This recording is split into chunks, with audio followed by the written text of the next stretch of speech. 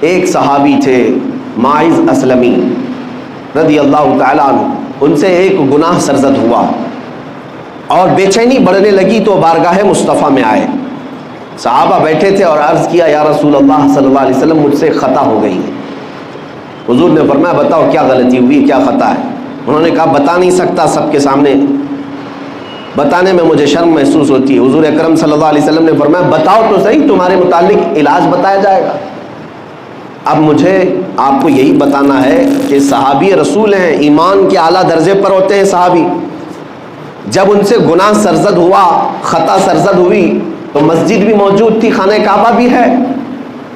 اللہ ہی تو بخشش کرنے والا ہے، اللہ ہی مغفرت کرنے والا ہے. اس صحابی رسول نے مسجد کا رخ کیوں نہیں کیا، خانہ کعبہ کے پاس کیوں نہیں گئے، سیدھے بارگاہ مصطفیٰ میں کیوں آئے؟ صحابی کا عمل یہ بتاتا ہے کہ پہلے رسول کی سفارش ضروری ہے. رسول کریم صلی اللہ تعالیٰ علیہ وسلم اگر سفارش فرما دے تو اللہ توبہ جلد قبول فرمائے گا. وہ آئے، نبی اکرم صلی اللہ تعالیٰ علیہ وسلم نے جب پوچھا تو انہوں نے کہا مجھ سے زنا ہو گیا.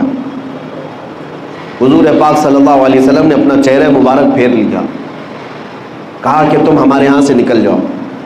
اب وہ زار و قطار رونے لگ گئے، اتنا رونے لگ گئے کہ قدموں میں گر گئے. کہا کہ اگر آپ ناپاک کریں تو پھر میں کہاں جاؤں؟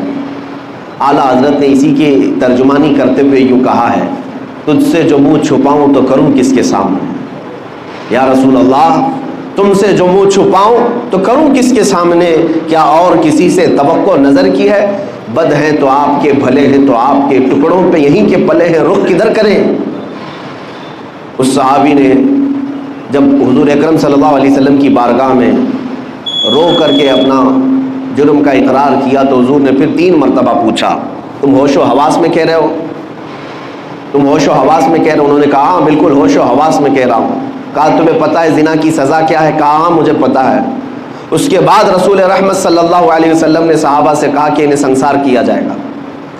وادی انم، آج بھی وہ وادی موجود ہے مدینے کے مضافات میں، ایک چھوٹی سی پہاڑی ہے. صحابہ لے کر کے گئے. اسلام کی ایک عظیم سزا ہے یہ، زنا پر رکھی ہوئی سزا. لوگ اس کا مذاق اگرچہ اڑاتے ہوں کہ اسلام گردن کاٹنے کی اور سنسار کرنے کی اجازت دیتا ہے، حکم دیتا ہے، تمہیں اندازہ نہیں.